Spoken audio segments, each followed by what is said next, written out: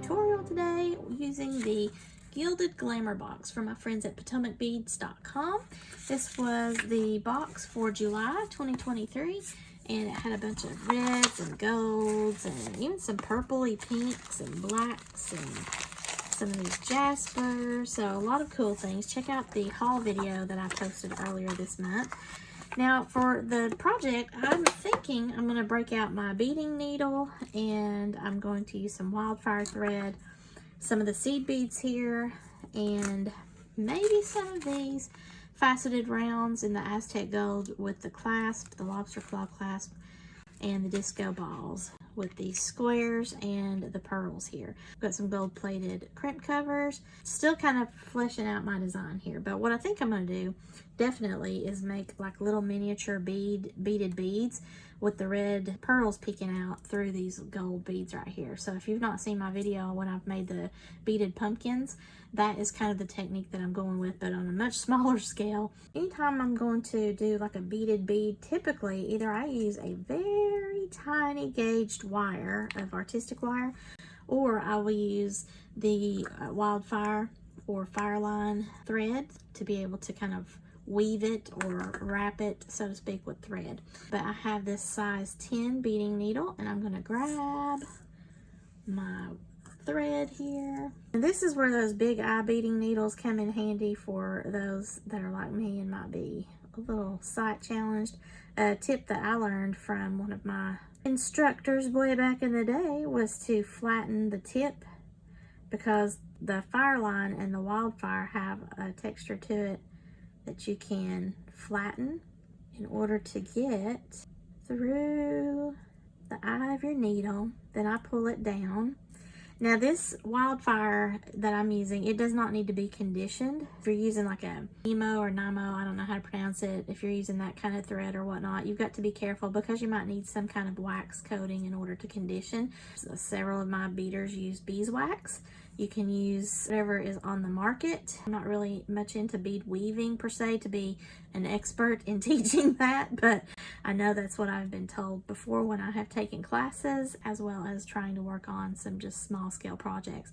So I just bend that back, and because this wildfire has that preconditioning to it, it's going to kind of hold its place. So that's going to allow me now to get busy with some seed beads around my glass pearls. So I'm essentially just dressing up these glass pearls instead of using a bead cap or anything to then go in between these black squares. So these are tiny. These are 11/0, and they have even tinier. The large ones, like your regular size seed bead, are 6/0, and that would be way too big to try to go around a tiny pearl like this. So we're going to play around with seeing how many of these beads I'm going to need. Now when I'm just working freely to play around in a design idea that I have, and I'm using this thermally bonded bead weaving thread, I will just keep it on the spool instead of doing where I usually use the bead stringing wire like this and go ahead and finish one end with the clasp and then put all my stuff on there. Since I'm doing something a little bit different here, I am going to work this way because I'm just trying to figure out how many beads I want to go around my pearl. So I'm going to go in the center, and some of these glass pearls you might want to use your cutter to just cut off that coating on the very tip. Just don't cut your actual bead coating. And how many beads did I wind up having? 1, 2, 3, 4, 5, 6, 7, 8, 9. Let's just see where those 9 beads will go, because ultimately I'll be going up the top. So that's going to be too many. I'll probably just need 7. Okay, so I went ahead and cut the other side of my thread, which you don't have to do, but I did it anyway. And then I've got about 46 inches of the thread in total. All right, so I'm down towards the end of my thread, and I'm going to take the needle and I'm going to go down through the pearl, and then I'm also going to go through those little seed beads. I've got 7 seed beads around the 6mm, and usually whatever the millimeter of the bead is, you're going to have one more of the seed bead, and that will hopefully go around your total bead. I am going to go through the seed beads. It'll get easier when you've got a little bit more to hang on to, but I'm just going through these seed beads right here one more time so that I'm on the bottom of that pearl again. Now I'm going to add 7 more gold seed beads. I'm going to just go down through the pearl on this other side. Go straight down. Be careful not to stab yourself. You're just trying to make a little frame and get this tail out of the way. So now I've got 2 little rows here around my pearl, and I'm probably going to just do maybe like 2 more, and I think that'll make it look dressy enough, because you can see the more that you put on here, the less red pearl will poke through or peek through. So I'm probably just going to do 2 more since it's such a small bead. But because it is going to eat up some of the space, now when you go in between those squares, it's going to look a little bit more similar in the sizing. Okay, there are 3, and I think I am just going to do 1 more. I think that's going to look really cute. This will be the 4th strand, and I've got my seed beads there lined up, but I'm actually on the opposite end of the pearl, so that when I pull this needle through the pearl, it will pull those seed beads up where I need them. Then that way I can go back through those pearls just to firm it up, and that way we don't have any kind of loosey-goosey line of pearls. Then move on to the square beads. Now at some point you may have to tie off your line if you don't have enough thread, and when I go back through there through the center, then I'm going to just pull this down, and then that's going to tighten that up. The more seed beads that I have on that tiny pearl, the harder it's going to be to pull my needle through. Okay, so I think I like the gold on either side of this square, and then we've got the disco balls, and then we're going to have the beaded beads. And as far as the length on this, that's going to give me about 1.5 inches of these. So next up will be another beaded bead, and then I'm going to continue that pattern as far as I can, and when I run out of the thread I might need to tie on some more thread, and then we'll go back through the piece to make sure that we've got everything nice and strong. Alright, so I have my next beaded bead scenario going on, and I've got to pull this down to the rest of the pattern of the bracelet. So this is where it's a little bit different. So you're going to have to kind of push pull and get down to the next area that you need to be in, because we're trying to get close down here to the next bead. Okay, so here we have some more of these lovely little seed beads. I'm going to come over here, go through the bottom of the pearl so that I can get these to go around the pearl like I need, and then I need to go back through those seed beads. So I'm going to go in the bottom of that pearl so that I can come back up through the top. You can see we're in line, ready to add some more little seed beads on. So I'm just going to keep doing that and move on through there until I get enough of a length, and then we will work on the clasp. Okay, so I needed to solidify my structure a little bit, so I went all the way down through my beadwork, and then I just picked one of the seed bead strands on this bead here. So now I'm going back up through the main beads, which are the single beads here, secure there against this disco ball bead. I need to add 7 more seed beads on.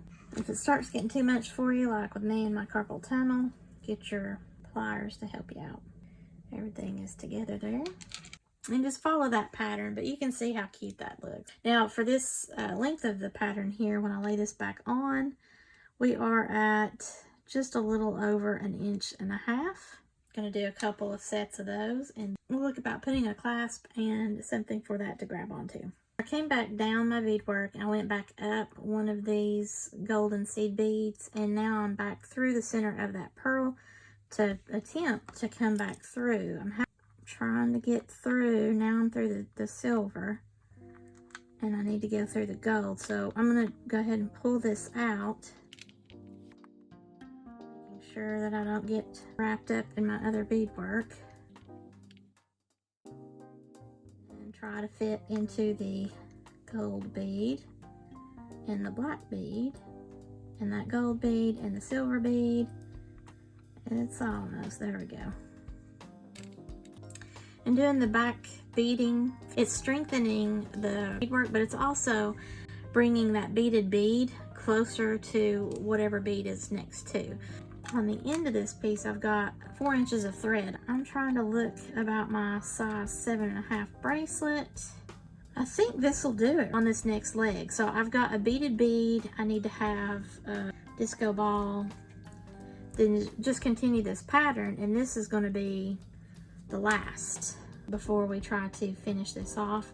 Now, because I had a lot of tightness in these pearls, because I've made so many passes through them, then it has bent the end of this needle. Beading needles, you know, are pretty thin, so you got to be careful of that, and you got to be careful not to poke yourself. They do have some little finger guards. If you're interested in that, I will link those below. This really does make a pretty bracelet. I have a split ring here on the end, and I am just putting that right there on the spot where my beadwork needs to stop. On the other end is the lobster clasp and the additional disco bead that I'm going to do here on the very end and tie it off. So that's actually a figure 8 lobster clasp, and this is a 19mm 24 karat gold plating. I'm going to put another beaded bead on and then follow that with 1 disco bead, and that should take me up to the mark that I need. And then I'm going to come over here and add that disco bead and the lobster claw clasp, so we should be good to go with a 7.5 inch bracelet. Ooh, that's going to look so pretty, but I'm missing, you know, that length over there in the clasp and everything. And you see how the beaded beads really fill up the spacing. Yay, Monica. Okay, so right here I'm at a point where I'm running out of my thread, and I'm going to go ahead and do like a 1/2 hitch knot, and then I'm going to have to start with new thread to finish this out, which is not ideal. So maybe do 50 inches of your thread if you're going to make a 7.5 inch bracelet like I am here. To do a 1/2 hitch knot, you really need to have a little bit more wire than I've got here. I can actually just tie a regular knot around this area here because it's not going to be as noticeable, or I can try to make it down here, but I don't think I'm going to have enough to do that. It would be a little bit more camouflaged if I did it right here. I don't have enough to do it with the needle, so I'm going to have to do this with my fingers. Since I don't have my needle to help me, I just took my bent nose pliers to help me out. And I'm taking this to make, essentially just make a knot.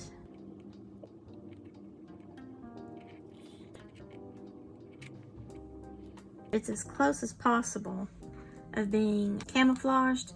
And then you can take your thread zapper and just zap that off. I'm still going to be able to get my needle through there just barely. When I put my new thread on here, I'm going to be going all back through this bracelet as much as the needle and thread will allow. Alrighty, so this is the Bead Buddies thread zapper, and I haven't used this in a long time, but essentially this little area down here that you see is going to be the one that's going to zap my threads, and it also doesn't fray. I don't want to mistakenly get my other thread that is going through my beadwork. I just want this thread here, so I'm going to have to be very careful, and you just touch it lightly. There we go. It's hot there, don't touch it. You always want to put your lid back on so you don't burn yourself. After you've heated it up once, if you have to use it within the next couple of minutes, you're good. So I can use some of this glue, or I can use the Aleene's Jewelry and Metal Glue, just whatever glue that you have on hand that you like to use for your jewelry making. If you want to put a little dab on the area that you just zapped, then you can do that, but I would not do that until I am completely done. I'm not going to do that yet because I'm still kind of going through my beads. Now at the end of this, I'm going to go ahead and put this back onto my needle and try to use it. The thread is actually coming out of this pearl. Now I'm on the end here with a little bit of the thread. I decided to put 5 of those little seed beads on after the disco ball so that I've got a little bit of a buffer. So I added 2 more seed beads. I'm just going to go right down through this disco ball bead so that I've got something hanging on. And then I'm going to go down through the pearl. Now this is tight down here because I've gone through the pearl so many times already. And if I can't get it to go through the pearl, then I'll have to try plan B. But oh, there we go. All right. So it actually went through the silver bead, which is great. So I'm gonna just pull that on through. Just by doing that with the seed beads there, I added a little bit more length than I was planning. All right, so right here, I can do another one of those half hitch knots, and that will then end this bracelet. Oh gosh, this is normally done on a needle, guys. I'm sorry. All right, so I'm just trying to make myself a little loop, and I'm gonna stick that thread through there. So you're not gonna be able to see the knot, so I'm just gonna zap this off.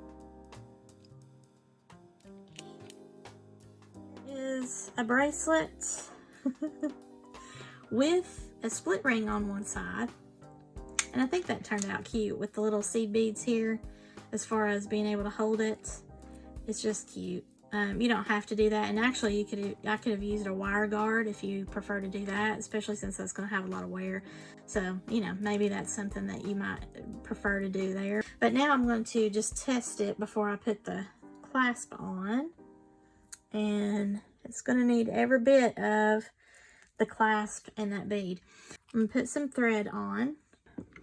I'm going to try to straighten my beading needle here, being careful to hopefully not stab myself. These beading needles can kind of get a little bent up while you're doing all of your back weaving and stuff.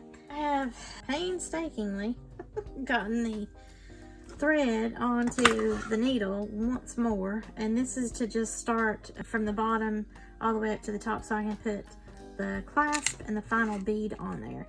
So I'm going to work to do that right now. Since I was able to do a tie off right here, I'll just go through the bottom of this black bead and go through kind of like I'm an inch into the beadwork, and see how that goes as far as the tightness in the other beads, and then work to get that clasp on the other end there. And then I'm just gonna leave a tail here on the bottom so I can do exactly what I did on this end here and just do a half hitch knot to tie that off and zap the thread at the same black bead that I did before. So now I've gotten through this pearl all the way up to this silver bead, so I'm just going to go ahead and pull this all the way through, then attempt to go through the center of this pearl. And the reason why I am not going to go through those gold beads is because I have already done so multiple times when I was putting those seed beads on. This one is really tight, so I'm not sure. This might be an issue. I'm able to do it. Just be careful you don't poke yourself. So make sure your fingers are out of the way, and you might want to hang on to your tail down here. I'm just pulling that straight. And this is where it was a little loose on this end, so this is another reason why I kind of like shoring up the beadwork in this way. Again, hang on, make sure that I don't have anything loose. I had to continually use my nylon jawed pliers and my bent nose pliers to help me get the needle because it would bend at certain really tight spots. Now I'm here at the pearl, and I still have a tail down here at the bottom, and I just keep pulling this tight so that I'm sure that it's not loose inside my beadwork. So I have a little bit of tail right here. I've got a bead and a clasp right here, so I guess I could afford to pull more out. It's a challenge sometimes, but you just keep on and you'll be fine. So I'm going to put this bead on, and then this is going to go on to this clasp. All right, so I got some of the seed beads on here, and I just kind of tested it out to see how many I wanted. So I did 8 seed beads because this is so wide over here, but it still looks the same as down here. So I'm going to go ahead and cinch this off. I want to pull that pretty tight. And then I'm just going to go through the center of that pearl again, if it will let me. This is where it can be a little aggravating and you can really stab yourself, so be careful. I got it also through that gray bead at the same time, which is fine with me. I'm going to go ahead and pull that through here. Just want to have a loose feel because I don't want to break those seed beads.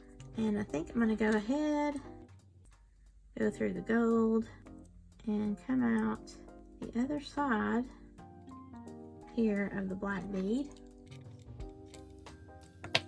And that way that's nice and sturdy, and I can do that half hitch knot. I'm going to move a little bit further down my thread. I'm going to go under, creating a loop right here up against that black bead in between the black and the gold. Then just pull tight. So we're going to zap this thread, and again I want to be sure that I'm zapping the right thread. Okay, so there's all those little beaded beads and the cranberry pearl poking out with the gold and everything. There's the clasp, so it's really cute. When I do the earrings, I can make the beaded beads, or I can just do it on the head pins. And if I do it on the head pins, obviously the beaded bead effect won't be there unless I use some 28 gauge wire or something like that, really small. And on that kind of a small scale, that'd be fine too. Same thing to just get 7 of these seed beads, just like I did on the thread, but this time it's gonna be wire. And because this is a wire, it's a little bit easier than dealing with the needle, so I don't poke myself, because you know that can hurt. So there's 3, 4, 5, 6, 7. Now something I have noticed with my eyes in doing this bead weaving stuff, it's a lot harder now. So I did put all of the seed beads on both pieces of this wire, and then I'm going to also feed the pearl onto both pieces of wire, because I forgot that's how I did that. I did this earring last night. This is a little bit precarious when you get started, but it does end up looking really pretty. Now I've got the seed beads and this pearl. So I want to come down and around so that now the holes for the disco ball and the pearl match up, and the seed beads are going around one side of the pearl. Just grab some more seed beads.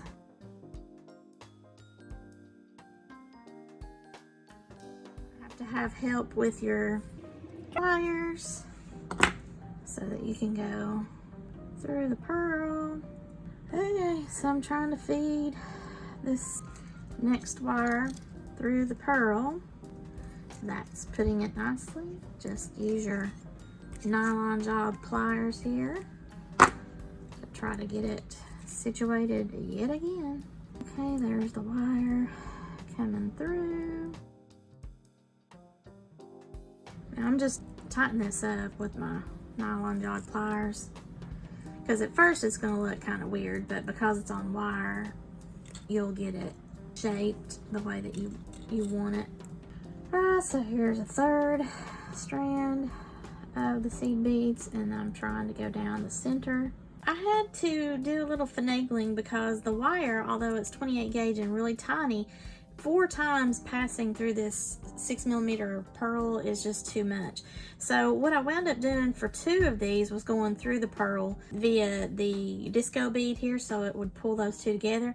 But then the last 2, I actually just had to sew through 2 of the loops here at the top so that I could come up straight, but it would be as if it were going through the center of the bead, and that way I could put one of these squares on and then mimic what I did over here in this one. It took me a while to remember that's what I did last night. So it's not all 4 passes going through that tiny little cranberry glass pearl, but now that I've got my square on there, and then by the time I actually wrap like I did over here, you're not going to know that. But I've got 2 of the wires going up through this square. I'm going to have that go through one of these gold beads. Alright, so I just lightly twisted that so that I can get my round nose pliers and make a little bell. I'm just going to come right down here, just like you've seen me make before, about 1/4 of an inch way down my round nose pliers. I'm going to go over in a 90-degree bend, turn my pliers up, then pull up, over, and down. So that makes a little question mark.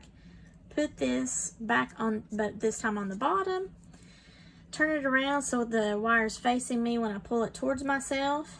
And then just wrap around that. It's just like a messy wrap. You're wrapping around the neck of your loop that you made. Now this is where I just continue to do a wrap as far as how I thought it looked good around the beads, and you can see how I did this one. Each one is going to look differently, obviously, because it's a, you know, just a different make in the bead, but I'm going to go all the way around and then end it here at the bottom.